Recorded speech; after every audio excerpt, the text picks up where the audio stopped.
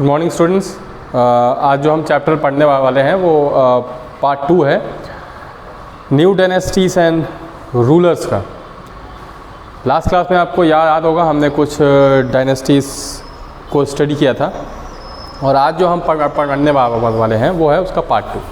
तो पार्ट 2 में 3 डायनेस्टीज़ का शुमार यहाँ पे होता है, चोला, चेरा एंड पंड्याज। बेटा इसमें जो सबसे इम्पॉर्टेंट डायनेस्टी है जिसका जो है जिसके बारे में जानना बहुत आवश्यक है वो है चोला। हालांकि ये तीनों जो डायनेस्टीज़ थी ये तीनों ऑलमोस्ट एक ही समय की डायनेस्टीज़ हैं, और 100 BC से ये जो है चली आ रही हैं लगातार।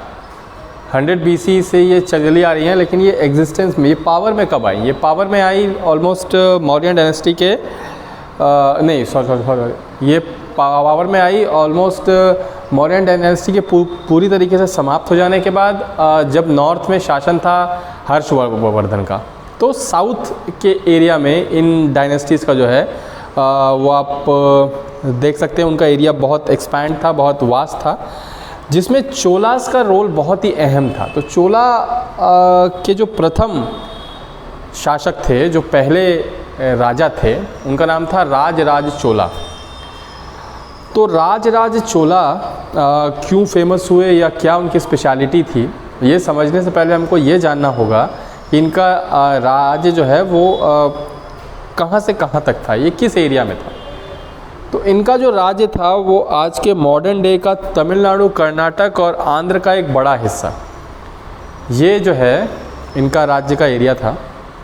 और रिवर कावेरी जो है इनके राज्य से बहा करती थी, जिससे इनको एग्रीकल्चर में बहुत लाभ मिलता था, बहुत जो है इनको वहाँ से इनकी इकोनॉमी अच्छी होती थी।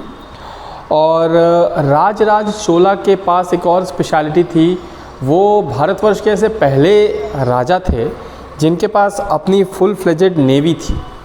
आपने सही सुना, इनके पास नेवी थी। अपनी नेवी होने का इनको सबसे बड़ा फ़ायदा ये मिला चोलास को कि न केवल इंडिया में बल्कि इंडिया के बाहर आइलैंड नेशंस जो हैं वहाँ इनकी सेना पहुँचती थी, और ये जो है बहुत आसानी से उन इलाकों को अपने कब्ज़े में ले लेते थे। तो चोलास का इतिहास अगर आप देखेंगे तो आप ये पाएंगे कि बहुत सारे आइलैंड नेशन, श्रीलंका हो गया, चाहे इंडोनेशिया हो गया, चाहे आपका अंडमान निकोबार, तो आज खैर हमारा हिस्सा ही है, लेकिन उसके आगे भी बाली, सुमात्रा, जावा तक भी अगर आप जाएंगे तो वो एरिया में भी आपको चोला वंश के जो है, चोला डायनेस्टी के जो है आपको साइंस वहाँ पे दिख जाएंगे। राजराज चोला के बाद चोला डायनेस्टी की कमान संभाली उनके पुत्र राजेंद्र चोला ने। राजेंद्र चोला बिल्कुल अपने पिता की तरह थे, और अपने पिता से एक कदम आगे निकल गए। वो अपने पिता से एक कदम आगे निकल के उन्होंने चोला डायनेस्टी को बहुत स्प्रेड किया। इनका जो आर्किटेक्चर था, आर्ट एंड आर्किटेक्चर भी इनका बहुत शानदार था, और इनके पीरियड में जो है इकोनॉमी बिल्कुल शूट अप हो गई, बहुत तेज़ी से जो है ऊंचाई पे गई। एक और यहाँ देखने वाली बात यह है कि Cholas were in regular conflict with Pandyas and Cheras. ऐसा होता रहा कि चोलाज जो हैं वो लगातार अपने ही देश में चेराज और पंड्याज के साथ लगातार कन्फ्लिक्ट में रहे, और कभी होता ये था कि चेराज जो है वो हावी होते थे, कभी पंड्याज हावी होते थे, लेकिन ज़्यादातर टाइम जो है चोलाज ने अपना जो है वहाँ पे अधिकार जो है बना के रखा। तो बच्चों यहाँ पे हम इस चैप्टर के एंड में आ जाते हैं। ये चैप्टर हमारा समाप्त होता है, न्यू डायनेस्टीज एंड रूलर्स। मैं आपको इसका नोट सेंड कर दूंगा, आप नोट्स कंप्लीट करके कॉपी चेक करवा सकते हैं। आज के लिए इतना ही। जय हिंद, जय भारत।